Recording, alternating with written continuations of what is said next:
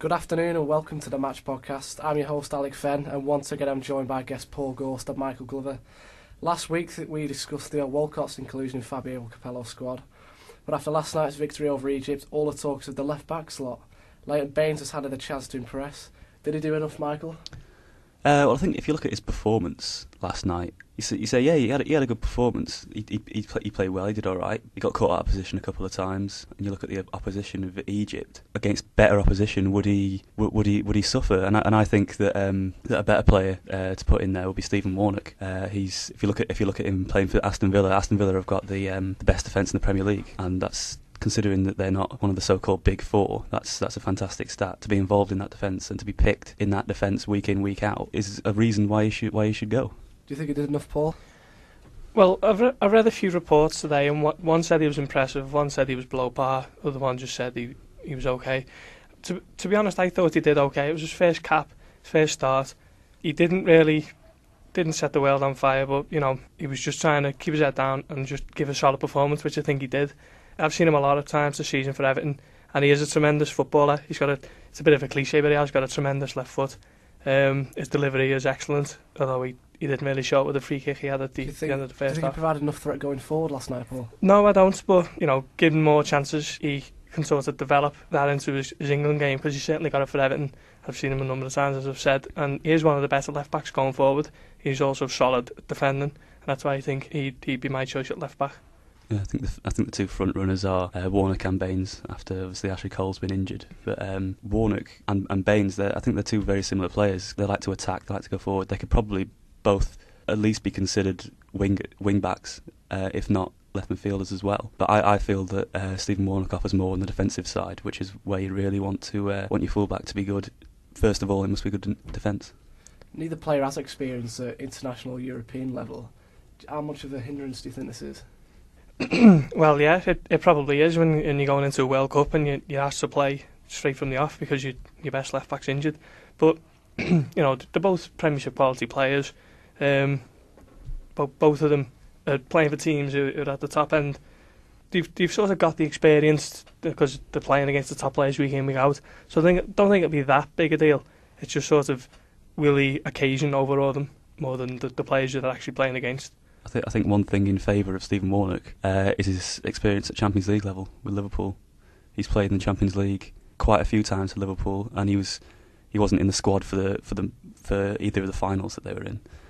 But he did play a big part in the run up to those two finals. 28 years old. Do you think the time's right for Stephen Warnock now?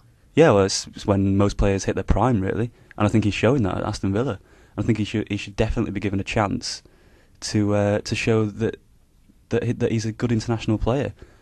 All right, I think Leighton Baines is an excellent player as well, but maybe his time will come in a couple of years' time. Maybe the next World Cup, European Championships. The thing for me is at the moment there's sort of like a like an attitude towards fullbacks. Like everyone wants to see the attacking fullbacks, and we see it with the likes of Maicon, Daniel Alves, and Michel Bastos, who played for Brazil the other night at left back. He's actually a forward, but Brazil just accommodate him in at the full-back position so he can get forward. I think a lot of managers forget that full-backs are primarily meant to defend, and that's one thing that Baines has got for him. He is a good defender, but he's also excellent at going forward. I think that sort of gives him the edge over Warnock, who's not that great once he gets past the halfway line. Is this something you consider, perhaps putting James Milner's been mentioned, perhaps pushing him into the left-back slot, allowing him to bomb forward? No, I mean, he's played right-back, hasn't he, for Villa this season, but he's pretty much played everywhere else.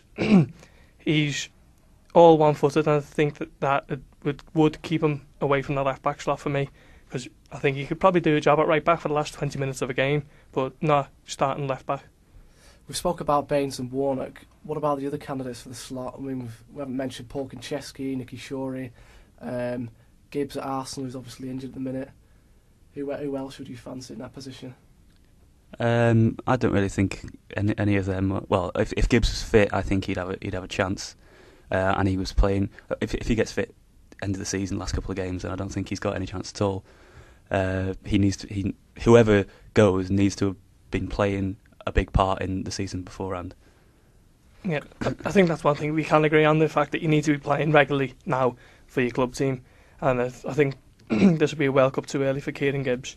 As for Paul Konchesky, he's another one who's he's got an outstanding left foot, and he's been known to score some outrageous goals with that left foot. But for me, I don't think he's international class. I think he's done well this season, but no, for me, I would pick Leighton Baines ahead of him and Stephen Warnock. Could you see Fabio Capello perhaps changing the shape of formation, maybe switching to 3 centre halves and playing wing backs, maybe push Gareth Barry into a wing back role?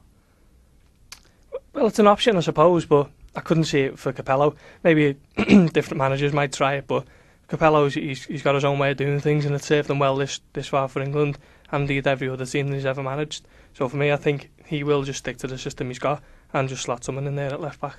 I think that system may well suit both those players. They both could play at wing backs. Stephen Warnock played left midfield for Liverpool a few times, although he's obviously better as a left back, traditional left back. And Leighton Baines is, he's obviously an excellent player going forward. So I think the more attacking role could suit them. Although I don't think Fabio Capello, with his sort of history of management, and he tends to be a bit, sort of defensive, and he likes his back four to be consistent, and he likes to stick with a back four and not swap them around. I think this situation shows perhaps a lack of strength and depth in his squad. The fact we've only got 2 potential candidates. Well, I think that left back slot has been a problem ever since I can remember watching football, really. I mean, apart from Ashley Cole, you'd struggle to name another player who's played consistently at left back. For years, even tried Kieran Dyer there at one point, Phil Neville going back to his Manchester United days. I think it's been a massive problem for England over the years, that and the left side of midfield as well. What makes Ashley Cole such a loss then? What does he provide that the others don't? For me, he's the best left back in the world. I mean, he'll get up and down all day, but not only that, he can defend, and he's also excellent going forward.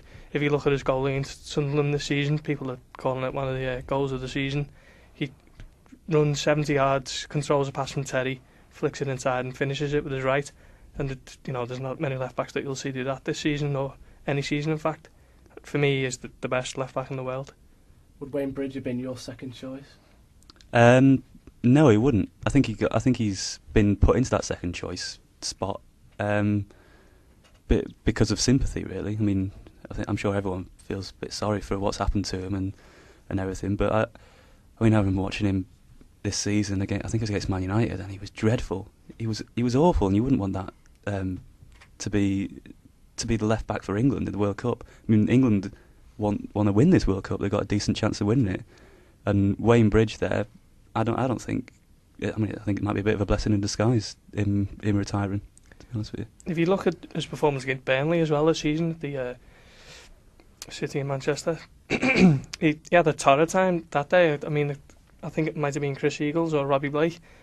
He just had an awful game, and no disrespect to the Burnley players, but if he's struggling against the likes of them, you got to wonder what he's going to be like when he's up against, say, the Italians or the Argentines or whoever.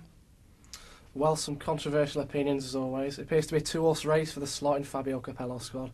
Thanks again to our 2 guests, Paul and Michael. Make sure you tune in again, same time, same place next week. Goodbye.